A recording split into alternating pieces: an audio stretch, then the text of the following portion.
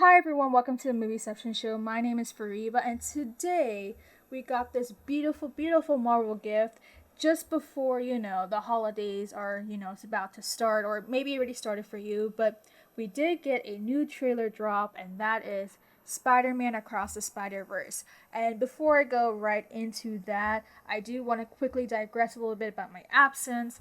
I know I haven't really posted anything the last week, and that's just because I've been super, super, super busy. One thing because I have to work and all that, so I have to make sure I'm doing that. And right now we're kind of doing a lot of different things, and there's a restructuring going on, so I've been super busy with that. But on the other hand, I've also been watching the World Cup, and that took a lot of my time as well. Like, as some of you may have seen, like some of the games went into overtime, and those are also taking up a lot of my time as well. So it's just been really hard just to find the leisure time to really post some of my videos, especially because I really did wanted to post a couple of review videos and even some of the Android reaction videos I haven't even dropped yet. But hopefully after this week I should be able to start doing more videos moving forward. Like, for one thing, I'm going to be going on vacation, and another thing, the World Cup would have ended after Sunday. So yeah, I just want to quickly give you an update on that. But yeah, let's go back to Spider-Man Across the Spider-Verse. So of course, this is going to be the sequel to Spider-Man Into the Spider-Verse, and that movie came out about, what was it, 4 years ago. I recall, at least with Spider-Man Into the Spider-Verse, that I think when it comes to just the whole Spider-Man, adaptations in general, Into the Spider-Verse, I mean, let's be honest, that literally ranks as one of the best Spider-Man adaptations that is out there. And that's just because, I mean, for one thing, it's really nice to kind of have different Spider-Man or different Spider-Lings kind of take the big screen. It doesn't always have to be Peter Parker. I think that this is a film that really, really took that risk to show that, well, Spider-Man isn't just Spider-Man, but it could be anyone. And it really showed just a deep emotional impact of how a movie like Into the Spider-Verse has on just about, I mean, every Spider-Link. Like, they even go through a whole like montage of how, even though they are Spider-Men and they might be different in some ways or in some factor, right? They all kind of have similar stories. And I think that that was a film that really took a really good, emotion, had a really good emotional weight in terms of the story that they were presenting. Yeah, I mean, it is still a superhero film. It does have its qualities of that, and doesn't, sway from what is coming from the comic books. But even that sense, Into the Spider-Verse really kind of changed the game for how you can really narrate a Spider-Man story. And I know that after that film, I've never, like, for me, it definitely does rank as one of maybe the best or top three Spider-Man adaptations that are out there. And I know that when the sequel was announced for Across the Spider-Verse, I mean, this was gonna be one of my most anticipated movies going into the new year. And I know that at least with Across the Spider-Verse, it was supposed to have came out actually this year, I believe past October, but then around like August-ish or July, I believe they had pushed the date to next year. So either way, I'm super excited to see Across the Spider-Verse. There's not just going to be, I mean, from what I remember, Miles Morales is obviously going to be one of the main characters. Gwen Stacy's going to be returning from what we saw in the ending of Into the Spider-Verse. But not just that, but one of the characters I'm really super excited to see is Jessica Drew, just because not a lot of people have been talking about Spider-Woman or might not even be aware that she does exist in the Marvel Universe. And I know, at least with her, like, at least in the comic book sense, her story is very, very different from Peter Parker. And that's one of the things that I really want to see. I know Issa Rae is going to voice Jessica Drew in this film, but I wonder how they're going to really showcase her story, just because, at least in the comics, she is a very, very different character. She is nothing like Peter Parker. She is probably the one Spiderling who has nothing in common with any of these Spider characters that we've already been presented so far. And I want to see how they really present her character, because, again, she's not like them. At least in the comic book, she is actually a former Hydra agent who does become a Shield agent later on, and then eventually Avenger. And she's a lot more timid compared to Peter Parker. And yeah, and as you probably may know, she's actually one of the few superheroes out there who who is a parent. She eventually does have a kid. I believe it's called Gary Drew, or yeah, I believe it's Gary Drew. And so, yeah, that's just a little bit of snippet about Jessica Drew. I hope that we may see a footage of her in this trailer that dropped today. I'm gonna assume that we're gonna see. I believe it was Miguel O'Hara. We saw him back in the post-credit scene of Into the Spider-Verse and kind of implied a lot more about the multiverse. And I mean, there was a quick snippet of him, and definitely looks like he's gonna be a big player. And we saw, I believe it was earlier this year, there was even a quick teaser of just kind of this conflict between Miguel and Miles. So that's some of the things I am so far aware of what this movie is going to be about. Hopefully, with this trailer, we'll get a better picture of what this movie is going to be about, what this sequel is going to entail. But yeah, without further ado, let's watch Spider-Man Across the Spider-Verse.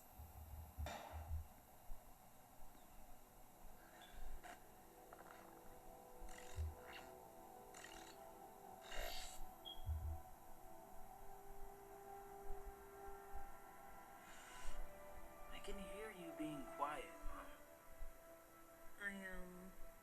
Hope I didn't ice your game, man. No one my age says those words in that order. It's just hard to see my little man not being my little boy all the time. Yeah. For years, I've been taking care of this little boy.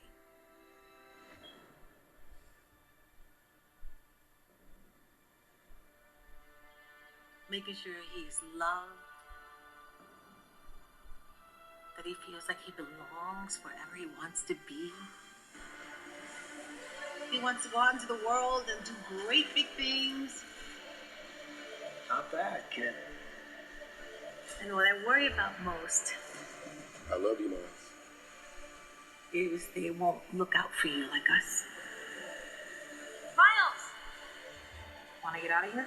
So that's the post-credit. Wherever you go from here, you have to promise to take care of that little boy for me. Make sure he never forgets where he came from. Oh, no way. And he never doubts that he is loved. Hell yeah. And he never lets anyone tell him that he doesn't belong there.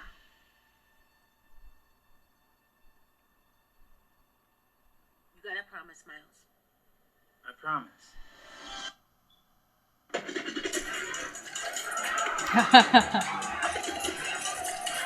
Who do you think you are? Really? Oh my. We are supposed to be the good guys. We are.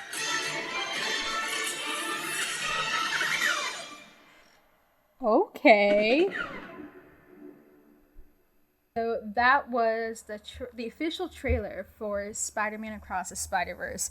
And I mean, this is a really interesting take on the trailer, right? So most of the first half of this trailer kind of is more like a recap of everything that happened in the first film. So everything that happened into the Spider-Verse. So the death of Peter Parker and his universe, him meeting Gwen Stacy, him meeting Peter Parker from the other universe, and then of course, you know, the post-credit scene from Into the Spider-Verse. And that took up more of that time, but it definitely makes a lot more sense why they kind of have that, just to kind of give us an idea of just Miles Morales and his growth. And I think that in this trailer, it does imply a very big point of, well, Miles Morales, yes, he was a kid in Into the Spider-Verse, but now he is growing and he's going to mature more into not just, you know, the adult that he's going to be eventually, but also the Spider-Man that he will grow to be and become that hero. And that seems to be the main theme of what this trailer is going on, like the way that he's talking to his mom. Like even his mom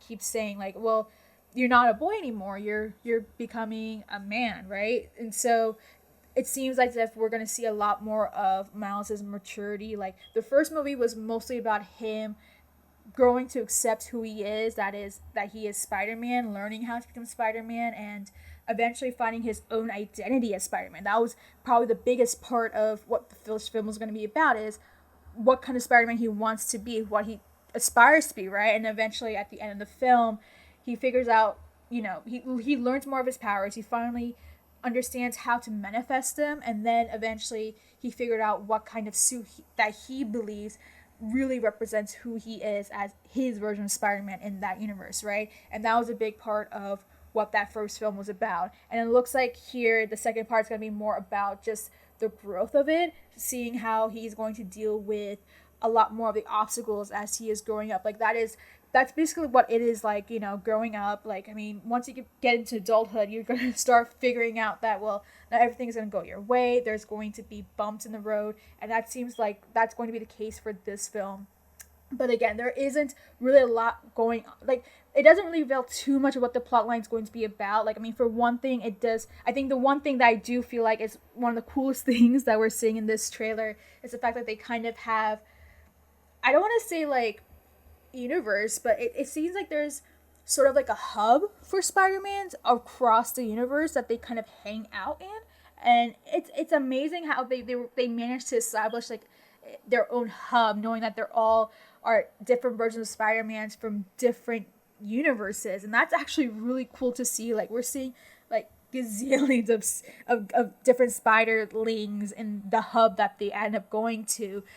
Who would have thought that that would have been a cool idea to see in this trailer? And not just the trailer, but it's probably going to become very integral for the film because of the way things go on in the latter half of this trailer. So I'll talk more about that in a second, but I definitely felt that that was one of the coolest things about this trailer is seeing how they end up in this hub, like him and Gwen Stacy go to this hub, meet all these spiderlings, and knowing that, well, even though they all have their own universes, they somehow come and, hang out around this hub. And this is kind of Miles' introduction to what this world is, or what this, area is for all the Spiderlings to kind of just chill, right? Of course, I mentioned earlier before, I was excited to see Spider-Woman, and which the version I'm very aware of is Jessica Drew version, and we do see her in this film. Again, there are a couple of changes to what they have done to her character. Like in the comic book, she's Caucasian. Here, she's black. But honestly, I don't really see any problem with that. I think what really matters is that can they really show the Jessica Drew that I know from the comics, and they can put it in here. I mean, for one thing, she does have a motorcycle, so already enough, she's a cool character that I can't wait to see. I already see a lot of just like some parts of her, suit, her iconic suit kind of embedded into the costume that we're seeing here. It is slightly different, but from what it looks like, it's more of like a mesh of one of her more recent suits and a bit of her past suit. I think more of it's actually the more recent design that we've seen. That's, I believe, is also kind of the gray blackish suit with a bit of pieces of yellow. I mean, the yellow triangle that she has here in the back, that really resembles more of her first costume. I don't know if she's going to wear the sunglasses. Maybe I missed it. I know she usually has like a mask on, or if it's going to be the second costume is the one where she kind of wears more like shades really than like an actual like mask over. So I'm really curious to see more of that, but I wish I could have seen more of Jessica Drew. I mean, we didn't really get to see more of her, so I don't exactly know what her characterization is. It does seem like she's going to be a lot more of a cooler character than the one I've seen in comic books, because at least in the comic book, she's a lot more timid. She's a lot more, introverted, so she doesn't really talk to a lot of people. Like, she really takes things to herself from what I am aware of in the comics. It seems like they are taking a bit of a different creative turn in terms of the Jessica Drew persona. So again, I'm really curious to see more of that character because that's the one I'm actually very familiar with. And hopefully, again, like even if they are going to make changes, I hope they still embody some of the more iconic things about who Jessica Drew is from the comics. So I look forward to seeing more of what they're going to show of Jessica Drew. Again, they don't really show much of her in this film aside from like a few snippets of her with her motorcycle and just coming out from her universe into like this hub area that the Spiderlings are in. So again, like I hope to see more of her hopefully in a future trailer. And then again, like that's something I'm gonna be looking forward to when the movie does come out in June. Of course, the big part of this trailer is sort of establishing what is going to be the conflict of this film. And this kind of goes back to what Into the Spider-Verse had basically designed as, like, not designed, but basically implied would be the next part of what this franchise, the series, I will say series, is going to kind of go forward after Into the Spider-Verse, and that is Miguel O'Hara. I mean, which is Spider-Man, I believe 2099, I believe was the number. So we did meet him. That's gonna be, and of course, if you don't know, again, that's voiced by Oscar Isaac. So who played Moon Knight like earlier in this year. So he's playing a lot of Marvel characters, but in the Into the Spider-Verse film, we do see a post-credit scene where, again, we see Miguel Herrera. He's aware of, the Spiderlings, and the thing is that for some reason he needs to go into the multiverse and needs to, find Morales. And it does seem as if that's kind of what is going to be attended in this film. And as what would have implied that he was just another superhero, it looks as if he's actually the antagonist for this film, which is very interesting for one thing, because, like, I know when it comes to the Spider-Man persona, the identity of Spider-Man, we see more of him as like a very pure superhero who has good intentions, who, is a friendly neighborhood Spider-Man. This, the Spider-Man who is always there trying to get justice or trying to save people, whether it be the skyscrapers of Manhattan or would it be like, in Long Island or something like that. But here it's like we actually see kind of a rogue Spider-Man, and not like in a Venom sort of way, but like a genuinely rogue Spider-Man who I guess would be the antagonist in this case. And that knowing that the first film had Kingpin as the villain, just to take a huge turn to not just have any sort of like iconic villain that we've seen from Spider-Man, but the villain being a Spider-Man, that is definitely a really trippy way to kind of really shock everyone. And I believe that that's what a lot of people are probably, amazed by, is that the villain of this film is going to likely be a Spider-Man, right? Of course, not Miles Morales, but in the sense of Miguel O'Hara's version as, Spider-Man from the universe 2049, right? And we even see Gwen Stacy's face just in utter, just basically stunned, thinking that, because we all thought that all Spider-Man, no matter what type, what gender, what race, version, whatever, right? Like, regardless of that, we would think that all Spider-Man would be, not Spider-Man, but Spider people, I guess, or Spiderlings would be a hero. And in this case, we see that not being always the case, right? And again, I think one of the great things about this whole series, this whole Spider-Man animated series, is that it's all about the multiverse, right? The multiverse still remains the big part of what this series has been, right? I mean, that's what really established the universe that is the Spider-Man verse, right? Had it not been for that, we would not be able to see characters like Gwen Stacy, Jessica Drew, Peter B. Parker, and now we have Miguel O'Hara now showing up as a whole different type of Spider-Man that we never really, countered before. And I think that's, again, this trailer doesn't really go too deep into just what this film is going to go into, but again, having seen what it has implied, like, for one thing, a potential villain, the fact that we've seen some of the first looks of some of the Spiderlings that we hadn't really kind of come across until now, and just again the hub of Spiderlings that we've never seen before, right? I'm really curious to see what's going to really happen in this film, knowing that what this trailer has implied. I think the big part I have is that, again, we keep seeing his mom coming to the picture, so I don't know. A part of me is thinking that someone is going to die. Another person's going to die, which is very unfortunate, just because, I mean, it was already hard enough that Peter, I don't know which, I think it was Peter C. Parker, had died in the original Spider-Verse, right? And of course, again, like, Miles Morales, his death was his uncle, Aaron Davis. Aaron Davis. And had not been for him, it wouldn't have pushed him to figure out his own Spider-Man, right? To find out what kind of Spider-Man he can achieve in his universe. And now it's like, okay, well, having seen this trailer, does this imply that we're going to have a lot more emotional moments? Are we going to lose some people as well? That I have a lot of questions about, and I think that we'll definitely see kind of what really unfolds in this movie once it does drop next year. But yeah, I mean, again, it's not the most exciting trailer, of course. I mean, for one thing, again, like, a lot of it does kind of start off with a recap of what happened in Into the Spider-Verse, and it's really the second half of this trailer that we see new footage, right? And again, we also saw a teaser, kind of like a snippet, I believe it was a clip, actually, a clip of what is going to happen in Across Spider-Verse. Again, we saw kind of one part where Miguel really just grabs Miles out of nowhere and kind of having this tussle in across different multiverses, right? So again, lots of questions about what's going to happen in the film, what it couldn't tell. Does it imply that Miguel O'Hara is the villain of this film, given the clip that we saw early in the year, as well as this trailer showing more of that? And what does this imply for some of the characters that we've already seen so far? And what are we going to see more of, knowing that, again, there's a larger kind of phenomena of this spider universe that we never really seen before, and what this could mean for the spider community, I guess you can say.